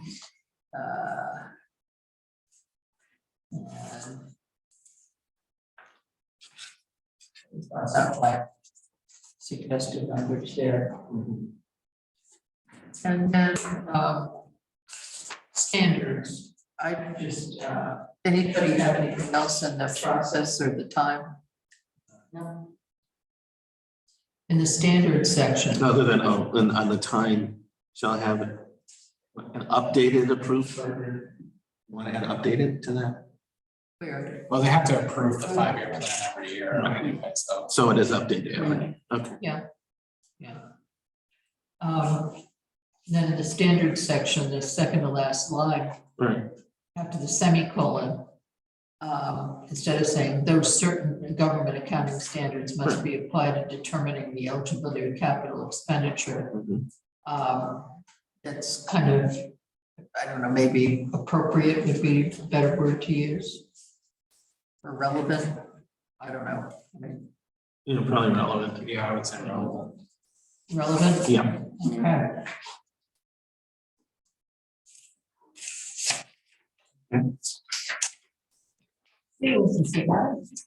That's true. I have a, Oh. I have a yes. question if you're done. I wasn't able to hear, I think it was Barbara who said who the legislative body was.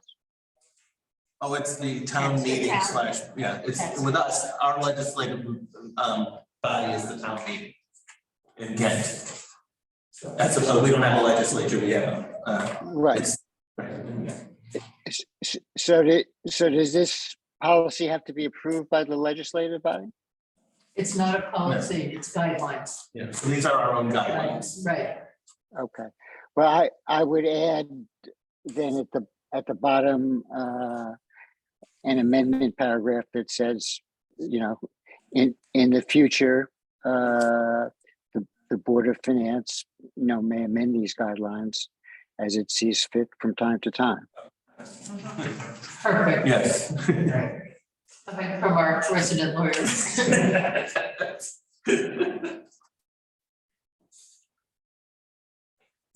Yeah. Do you want a motion?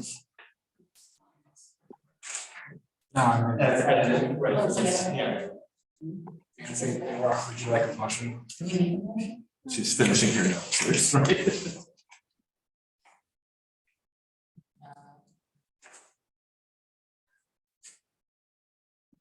Let's do it. Yeah. From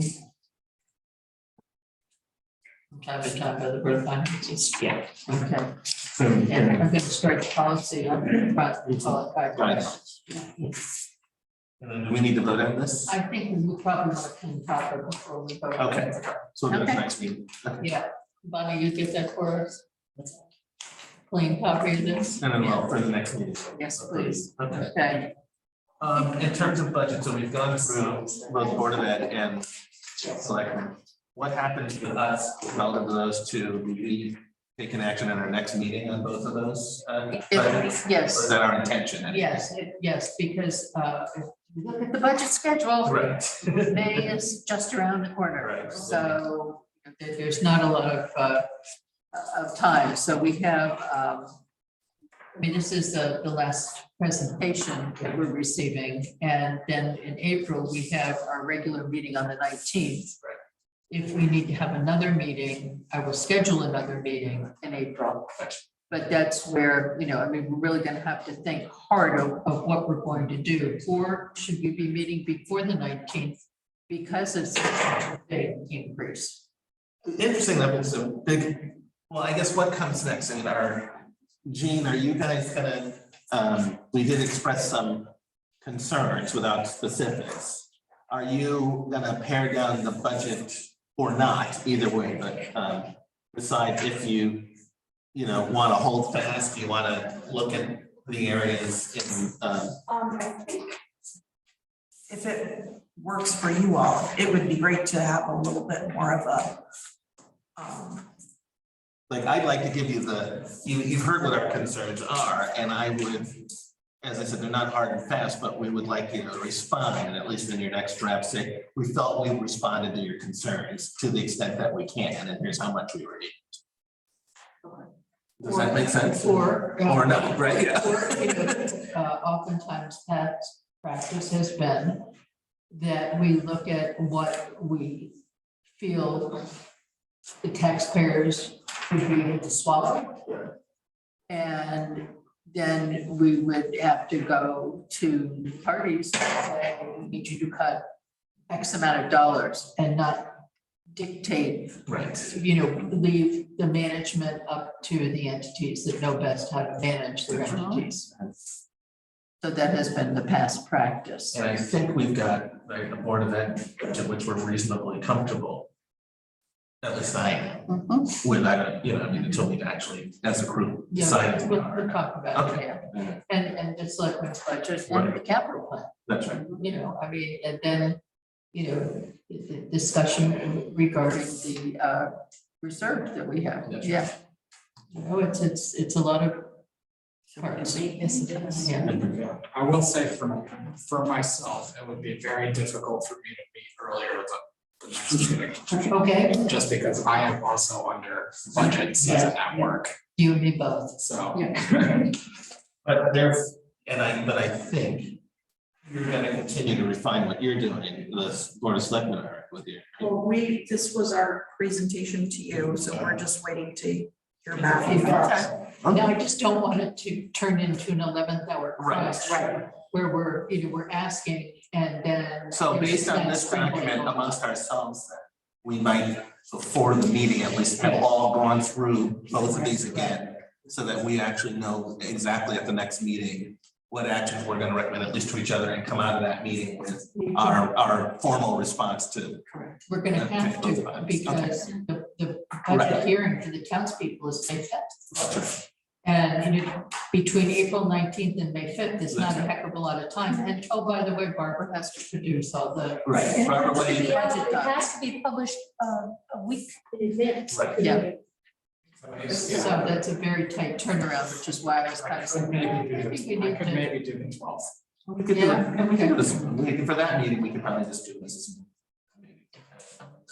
Possibly, or, we'll see. I mean, I think if we're looking at, Take it away. if we're looking at, asking entities to make cuts, I think it's very important that people be able to ask.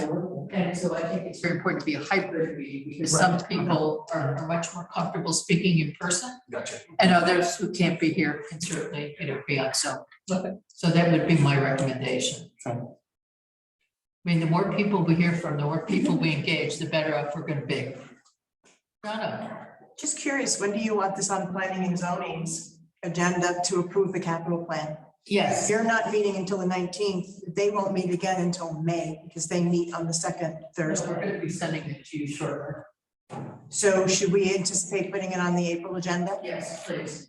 Because if anything, nothing's gonna be added to the capital plan, it would be taken out, so. So they'll be approving a plan that's not been approved by you yet. But it's never approved by. Accepting. When it goes, right, exactly, yeah. All these little nuances that we have to dance around, So yeah, I'll make sure it's on the April agenda. that'd be great, thank you very much. Thanks.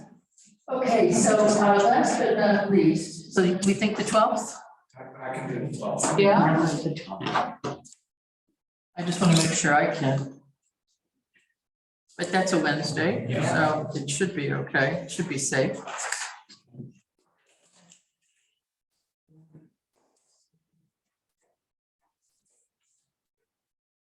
Next week too soon for you all to meet. I just worry about the time. Yes. Yeah, well, a lot of it depends on everybody's availability, so I mean, Rufus said he could do the 12th, so I think we'll snag it.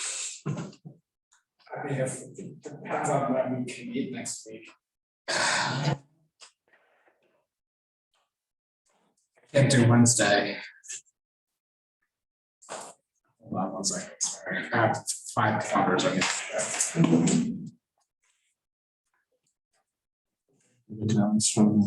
Yeah. I could do Thursday the 30th possibly, Pardon me? Thursday the 30th.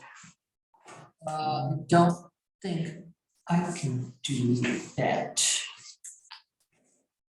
If I really want to bring the weekend in rain, we could do it for Angry Friday. Not good at that. Not good.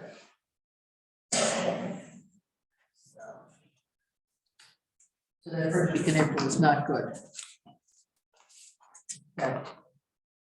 Well, the 12th looks up. It is what it is. I could maybe try to move something around. If everyone else can do Wednesday the 5th, I can move some things around. But why don't you let us know, Rufus? Okay?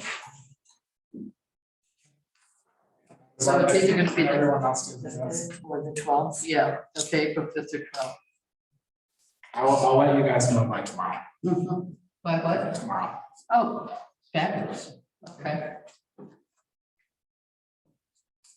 Super, all right, so this brings us to the public comment section.